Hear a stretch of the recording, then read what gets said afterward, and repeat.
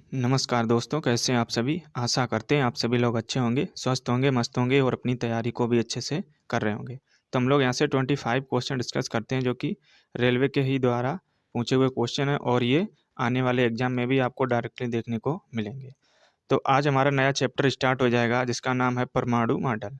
तो यहाँ से भी आपके इंपॉर्टेंट क्वेश्चन बने हुए हैं एग्जाम में और किस प्रकार यहाँ से क्वेश्चन बनते हैं हम लोग उनको भी डिस्कस करेंगे। तो यहाँ से 246 नंबर हमारा पहला क्वेश्चन हो जाएगा कि कैथोड किरण प्रयोग पहली बार किसके द्वारा किया गया था? तो ये वैज्ञानिक थे आपके जे थॉमसन। इन्होंने ही सर्वप्रथम कैथोड किरण का यूज किया था और इन्होंने आपके इलेक्ट्रॉन की भी खोज की थी। तो इलेक्ट्रॉन की खोज के लिए भी इन्हीं को हम लोग जानते हैं, जे थॉमसन को। तो क्वेश्चन आपका इम्पोर्टेंट है जो लेटेस्ट पैटर्न पे 2019 में आरआरबी जेईई में पूछा हुआ। तो फ्रेंड्स, ये मोस्ट इम्पोर्टेंट क्वेश्चन चाहे जिस भी एग्जाम में आप बैठ जाना, यदि आप साइंस आती है तो वहाँ पे यही क्वेश्चन होते हैं जो रिपीट होते रहते हैं। अगला प्रश्न आपका हो जाएगा कि रदरफोर्ड का परमाणु मॉडल किसका वर्णन नहीं करता है? तो ये परमाणु के स्थायित्व का वर्णन नहीं करता है, तो बाकी ऑप्शन यहाँ पे सी यहाँ पे करेक्ट हो जाएगा। तो रदरफोर्ड का परमाणु मॉडल ये परमाणु के स्थायित्व का वर्णन नहीं करता है, बाकी नाविक में उपस्थिति और नाविक के आवेश परमाणु के आवेश और इलेक्ट्रॉन की उपस्थिति, इनका ये वर्णन करता है। तो क्वेश्चन ये भी आपका इम्पोर्टेंट हो जाएगा। बढ़ेंगे हम लोग अगले प्रश्न की ओर। अगला हो जाएगा कि रदरफोर्ड परमाणु मॉडल में अल्फा कण किस पर प्रक्षेपित किए जाते हैं?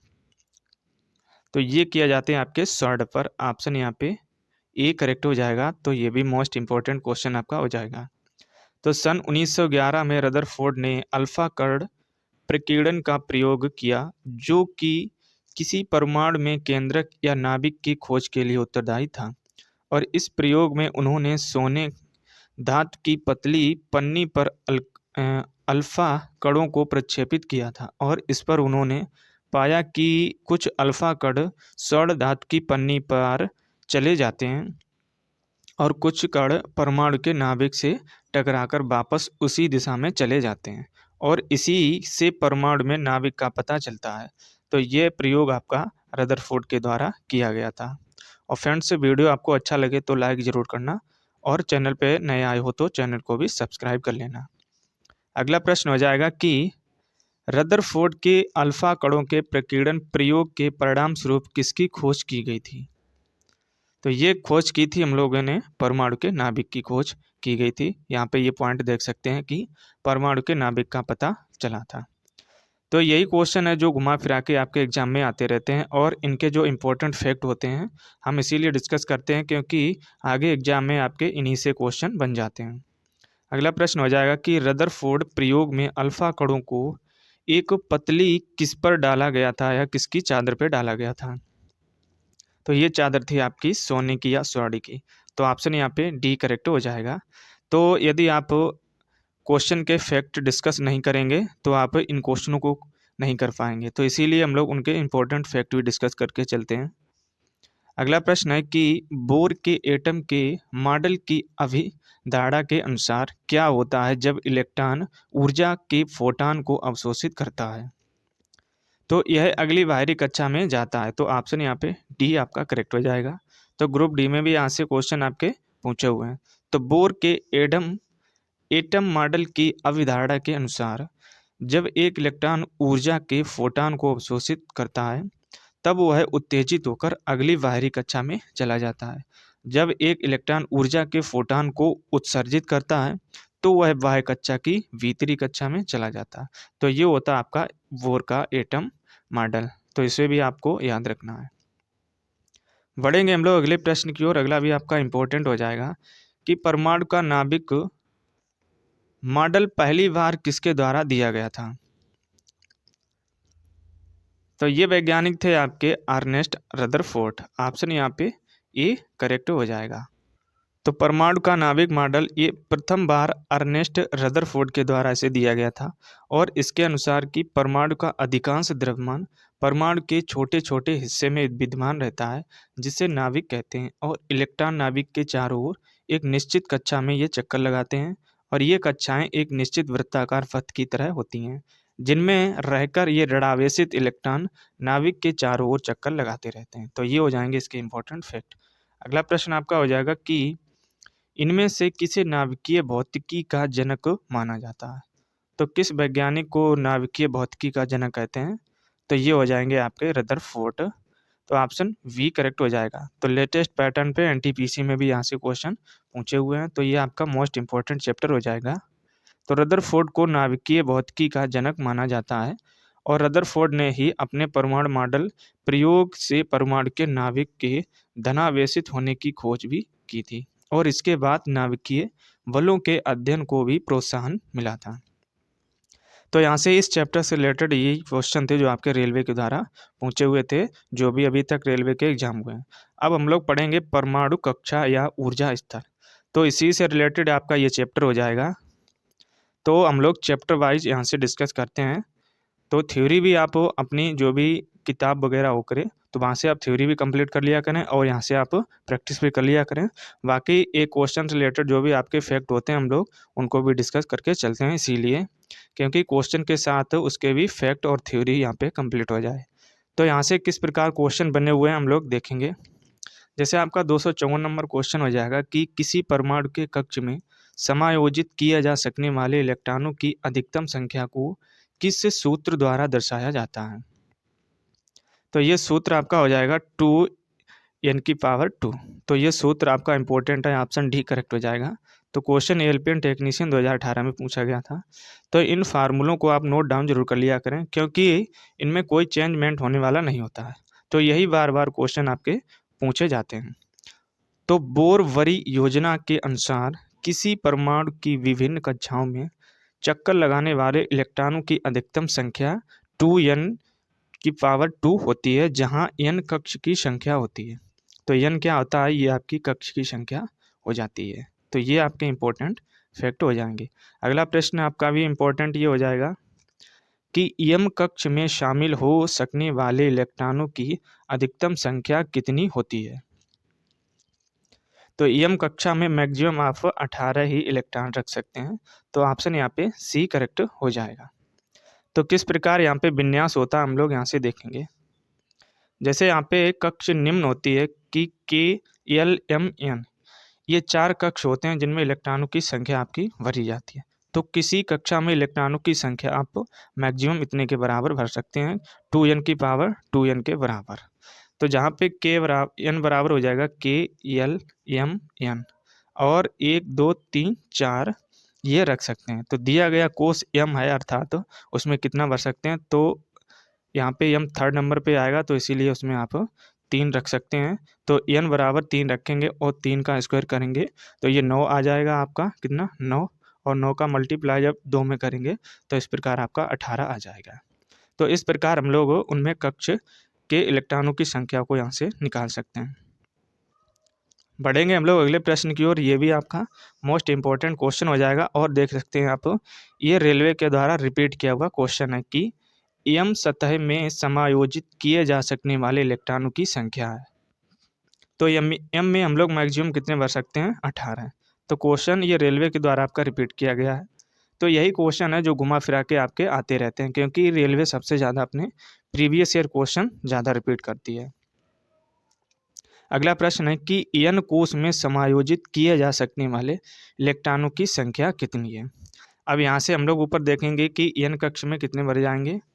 तो जैसे आपका एन आता है 4th नंबर पे, तो एन में हम मैक्सिमम 4 ये भर सकते हैं। तो इस फार्मूले में जब रखेंगे हम लोग तो ये आ जाएगा 4, यानी कि 4 की पावर 2। तो 4 का स्क्वायर करते हैं, ये आता है 16, और 16 का हम 2 गुना करेंगे तो ये आ जाएगा आपका 32। तो ऑप्शन देखेंगे हम लोग 32 है क्या, हाँ, तो ऑप्शन वी में यहाँ पे दिया गया हमें 32। तो इस प्रकार यहाँ से इसको निकाल सकते हैं। तो एन का ये आता है 4th नंबर पे और आपका फार्मूला ये होता है, इसको नोट डाउन जरूर कर लेना क्योंकि इस फार्मूले के बिना आप नहीं निकाल सकते हैं। तो ये फार्मूला होता है 2 की पावर 2 इंटू एन का स्क्वायर। तो एन की जगह हम लोग 4 रखेंगे और 4 का जब स्क्वायर करेंगे तो ये आ जाएगा आपका 16, और 16 में हम लोग 2 का गुणा करेंगे तो इस प्रकार आपका आ जाएगा 32। तो इस प्रकार हम लोग इसको सॉल्व करेंगे। तो ऑप्शन यहाँ पे वी आपका करेक्ट हो जाएगा। तो यहाँ पे देख सकते हैं इसके इम्पोर्टेंट फैक्ट में कि कुछ इन्होंने भी कुछ इसी प्रकार यहाँ पे सॉल्व करके दिखाया है। तो यहाँ से इसी फार्मूले का यूज करके इन्होंने निकाला है। बढ़ेंगे हम लोग अगले प्रश्न की ओर, इसका स्क्रीनशॉट भी आप ले सकते हैं। अगला प्रश्न आपका मोस्ट इंपॉर्टेंट हो जाएगा कि एन कोष में अधिकतम इलेक्ट्रॉनों की संख्या होगी।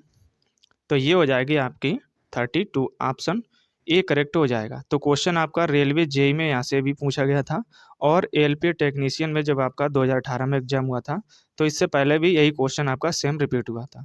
तो इसीलिए हम कहते हैं आपको कि ये मोस्ट इंपॉर्टेंट क्वेश्चन है। जो भी अभी आगे एग्जाम होंगे रेलवे के तो यही क्वेश्चन विद ऑप्शन यही रिपीट होंगे आपके। तो अगला प्रश्न है कि तीसरी कक्षा को किस सेल के रूप में निरूपित किया जाता है।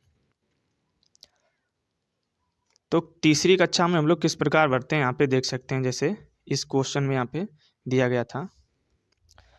तो पूर्वांक मान ये आपके हो जाएंगे 1 2 3 4 5 6 7। तो इस प्रकार रखेंगे। और कक्षा की बात करें जैसे पहले कक्षा या इसे बोलते हैं हम लोग के कोष, तो पहला तो के हो जाएगा और द्वितीय कक्षा में हम लोग करते हैं एल और तृतीय में रखेंगे एम और फोर्थ में रखेंगे हम लोग एन। तो हमें यहाँ से पूछा गया था कि तीसरी कक्षा में किसे रखेंगे, तो तीसरी कक्षा में आपका हो जाएगा एम आपका हो जाएगा। तो ऑप्शन में डी हमें यहाँ पे दिया गया है, तो यही आपका करेक्ट हो जाएगा। तो इसीलिए एक एक फैक्ट आपके मोस्ट इंपॉर्टेंट है, इसको स्किप नहीं किया करें क्योंकि इन्हीं फैक्ट से रिलेटेड आपके एग्जाम में क्वेश्चन बन जाते हैं।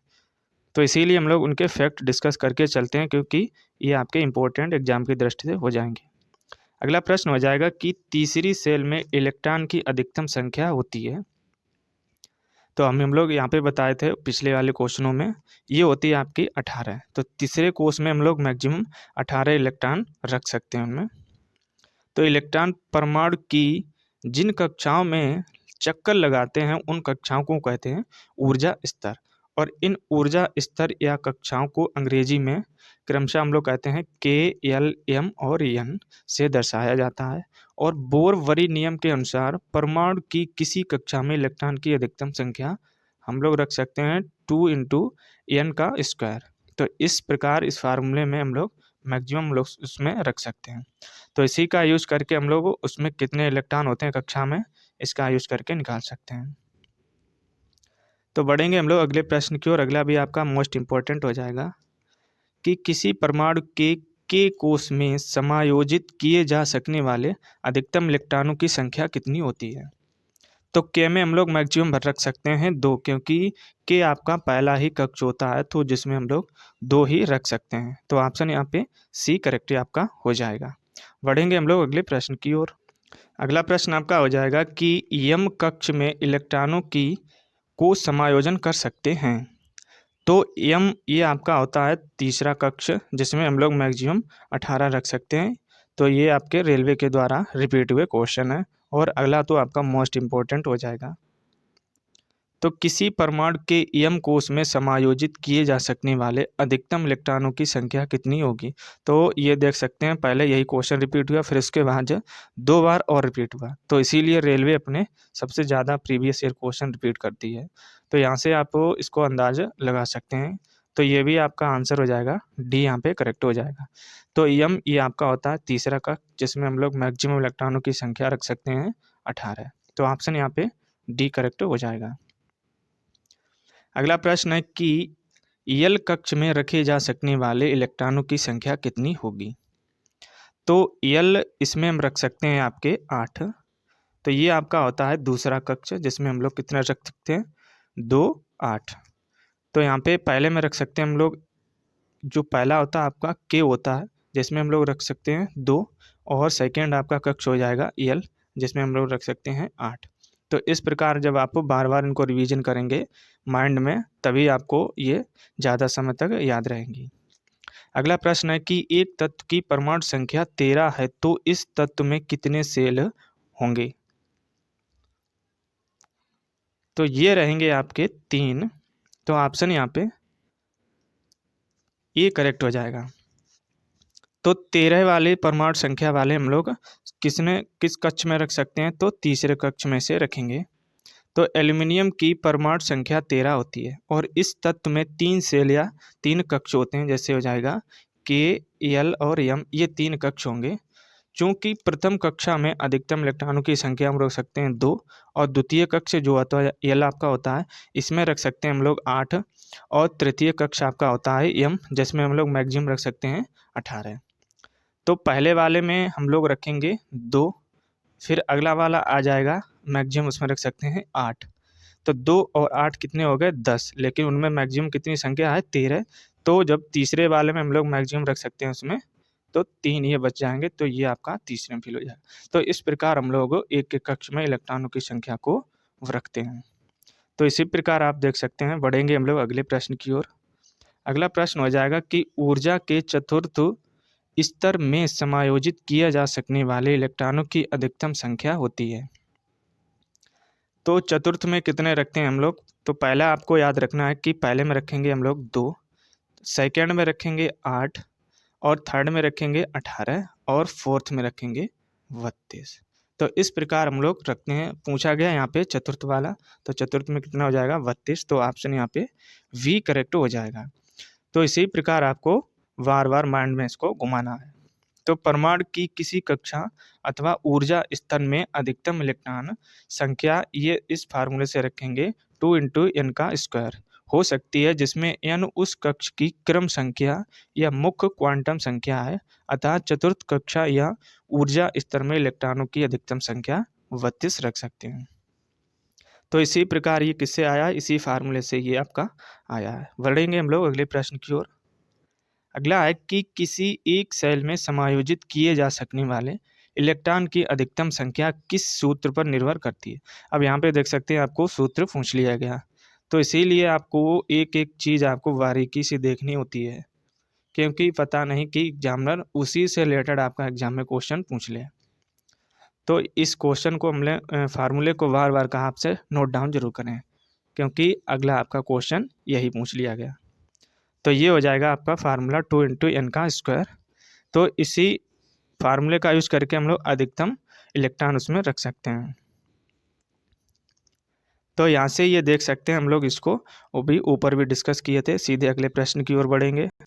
अगला प्रश्न हो जाएगा कि एक कोश में मौजूद अधिकतम इलेक्ट्रॉनों की संख्या को किस सूत्र द्वारा दर्शाया जा सकता है? तो क्वेश्चन आपका ये देख सकते हैं कि एलपी टेक्नीशियन में पूछा गया था। उसके बाद जब आरआरबी जेई का जो मेंस एग्जाम हुआ था, मेंस सीबीटी 2 का, तो वहाँ पे भी यही सेम क्वेश्चन विद ऑप्शन इसी को रिपीट कर दिया। तो रेलवे सबसे ज़्यादा अपने प्रीवियस ईयर क्वेश्चन रिपीट करती है, ये आपको माइंड में रखना होगा। तो ये फार्मूला हो जाएगा 2 × n का स्क्वायर, जो कि हम लोग बार बार अभी इसको रिवीजन कर चुके हैं। और अगला भी प्रश्न आपका इम्पोर्टेंट हो जाएगा। तो प्रश्न है कि एक कोश में मौजूद इलेक्ट्रॉनों की अधिकतम संख्या किस सूत्र द्वारा ज्ञात की जाती है? तो ये सूत्र आपका हो जाएगा ऑप्शन सी वाला 2 × n का स्क्वायर। तो इसी फार्मूले का यूज करके हम लोग इलेक्ट्रॉनों की संख्या निकाल सकते हैं कि किस कक्षा में कितने इलेक्ट्रॉन मैक्सिमम रख सकते हैं। तो ये आपके मोस्ट इम्पोर्टेंट क्वेश्चन। अब हम लोग कल वाली क्लास में एक नया चैप्टर स्टार्ट करेंगे, जो हो जाएगा इलेक्ट्रॉनिक विन्यास। तो जो अभी हम लोग ऊपर चैप्टर पढ़े थे ये वाला, तो किस कक्षा में कितने मैक्सिमम इलेक्ट्रॉन रख सकते हैं, तो ये इलेक्ट्रॉनिक विन्यास इसी से रिलेटेड आपका चैप्टर हो जाएगा। तो इसी के द्वारा हम लोग रख सकेंगे, और कौन से धातु में हम लोग कितने इलेक्ट्रॉन रख सकते हैं, कितने कक्षा होते हैं उसमें, हम लोग ये वाली कल वाली क्लास में इसको डिस्कस करेंगे। तो ये इम्पोर्टेंट आपके क्वेश्चन हो जाएंगे, जो कहीं ना कहीं आपके एग्जाम के ही हो जाएंगे। वीडियो को लाइक ज़रूर करना है और चैनल को भी सब्सक्राइब कर लेना है। जो भी आपके स्टडी रिलेटेड ग्रुप हो, तो वहाँ पे भी इस वीडियो को शेयर ज़रूर किया करें। तो कमेंट में आप कमेंट ये ज़रूर करके बताना कि आपको कंटेंट कैसा लगता है और हमारे ये पढ़ाने का तरीका कैसा लगता है। तो ये आपको वीडियो के कमेंट में बाद में कमेंट करके बताना। मिलेंगे हम लोग एक नेक्स्ट वीडियो में। जय हिंद।